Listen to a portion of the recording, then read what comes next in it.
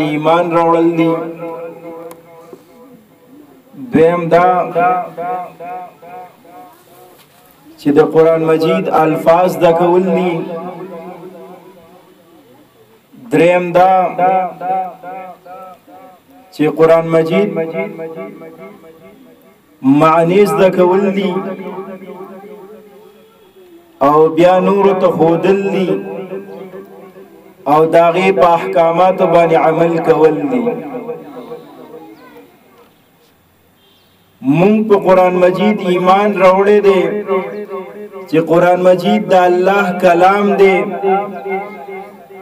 قرآن مجید د الله رب العزت خبرې دي او بیا په دې ایمان دی چې د قرآن مجید الفاظ او معانی دا دواړه د الله رب العزت د طرفه دي. څنګه چې د قرآن په الفاظو کې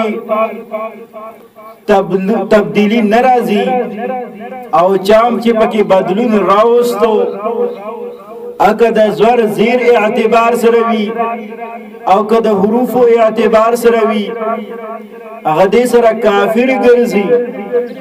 دغه شان د قرآن معنی هم محفوظي الله رب العزت ګرځولي دي، پای کې بدلون نشي راتللی. او الله رب العزت قرآن مجید لدا اعزاز ورکړی دی چې قرآن مجید الله رب العزت د قیامت نشانیم ګرځولې ده. ځکه چې کله الله رب العزت قرآن مجید نازل کړلو د قرآن مجید نه پس بل کتاب نشي راتللی، ځکه چې پیغمبري په نبی کریم صلی الله علیه وسلم باندې ختم شوله. نو چې کله پیغمبري په نبی کریم صلی الله علیه وسلم باندې ختم شوه نو بل پیغمبر ناراضي.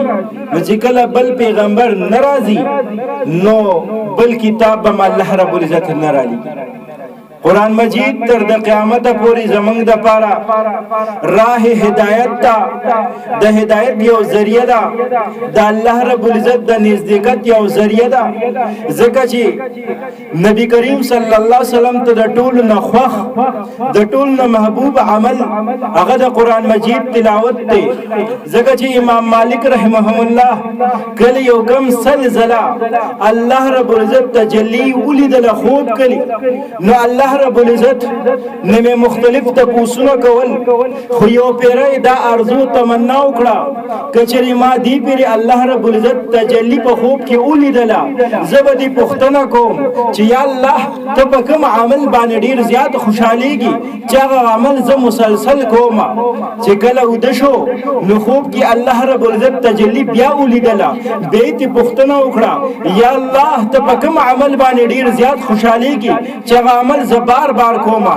الله رب العزت ورته وفرمایل چې د قرآن مجید تلاوت کوه. د قرآن مجید تلاوت کولو باندې زه ډېر زیات خوشحالیږم. او بیا یې تپوس وکړو یا الله د قرآن مجید تلاوت هغه څوک کوي چې څوک پې پوهېږي او که نه هغه څوک چې څوک پې نه پوهېږي، یعنې معنو باندې پوهېږي او که نه پوهېږي. الله رب العزت ورته وفرمیل که معنو باندې پوهېږي او که نه پوهېږي خو د قرآن مجید تلاوت چې کوي نو بس الله رب العزت دا ټول نه محبوب عمل دی. قرآن مجید دا زمونږ د سترګو نور دی.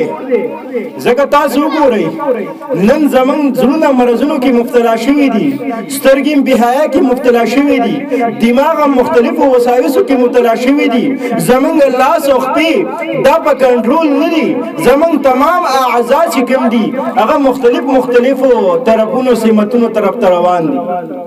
لیکن د قرآن مجید دا نورانیت، د قرآن مجید دا کلام ویل، دا تلاوت کول دا د سترګو د پاره نور دی، د زړونو لپاره تسکین دی، د دماغو د پاره سکون دی، زمونږ د اعضاو د پاره یو تسلی ده چې کله قرآن مجید تلاوت کیږي زړه ورسره خوشحاله وي، دماغ ورسره خوشحاله وي، ژبه ورسره خوشحاله وي.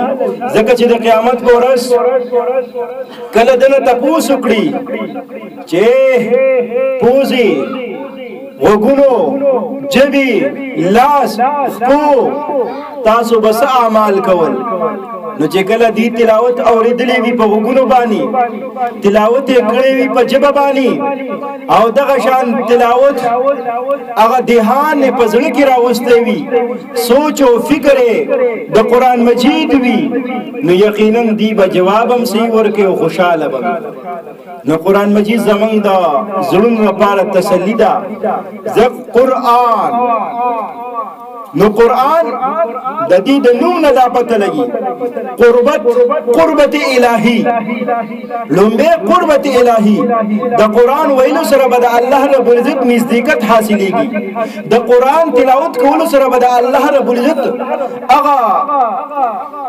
مینا محبت سره کې راسخ کیږي او بیا ورپسې د قرآن قربت الهی نه پس نور الهی انعامات الهی نو د قرآن تلاوت سره الله رب العزت خپل نور ورکوي دی بندلا د قرآن تلاوت سره الله رب العزت خپل انعاماتونه دا انسان مستفید کوي نو مونږ ته پکار دادي چې څنګه محترم محمد اویس په دې خپل کم عمر کې قرآن مجید تلاوت وکړلو او د قرآن مجید هغه ختم یې وکړلو نو مونږ ته پکار دي چې خپل ماشومان هم د قرآن مجید د علومنا د قرآن مجید د تلاوت نه مستفید کو